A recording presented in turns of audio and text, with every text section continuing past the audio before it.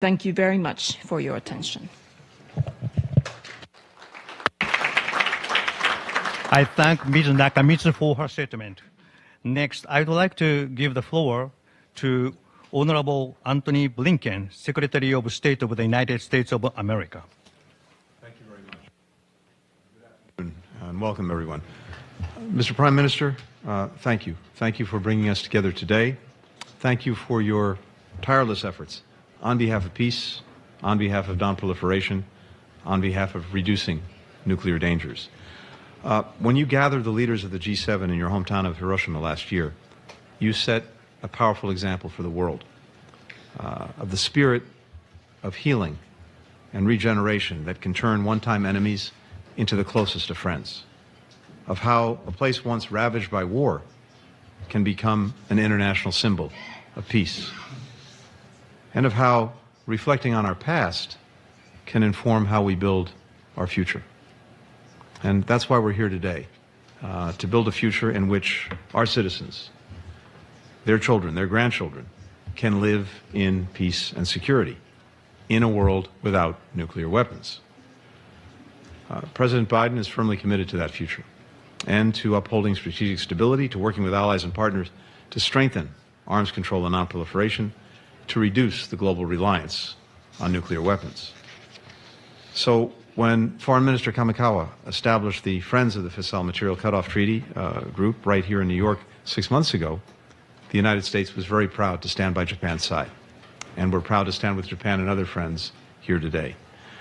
The principles and values that are embraced by this group are ones the United States has held for decades. Chief among them, preventing nuclear arms races, increasing transparency in nuclear armaments, pursuing multilateral disarmament, and upholding the Nuclear Non-Proliferation Treaty. That's why America stopped producing highly enriched uranium for use in nuclear weapons in 1964, and why we stopped producing plutonium for weapons in 1988. A treaty banning the production of fissile material for use in nuclear weapons is the next step on the path to nuclear disarmament.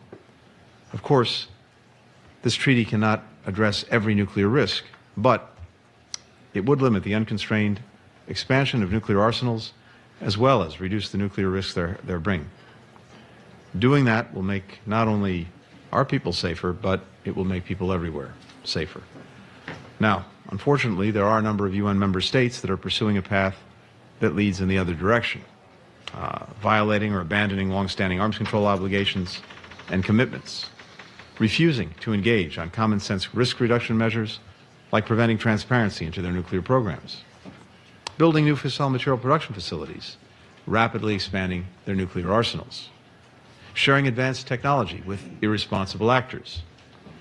Only by coming together, by working together, will we be able to overcome these threats. Only by working together can we put the world back on a path toward reducing the risk of nuclear conflict.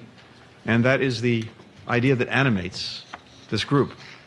And it must animate us to work urgently and persistently to persuade others to join us, to follow Japan's lead, and to help meet our genuine security demands. In that too, Mr. Prime Minister, and to all of our colleagues here, you can count on the United States as your partner. Thank you. I thank Honorable Secretary of State for his statement. Then let me give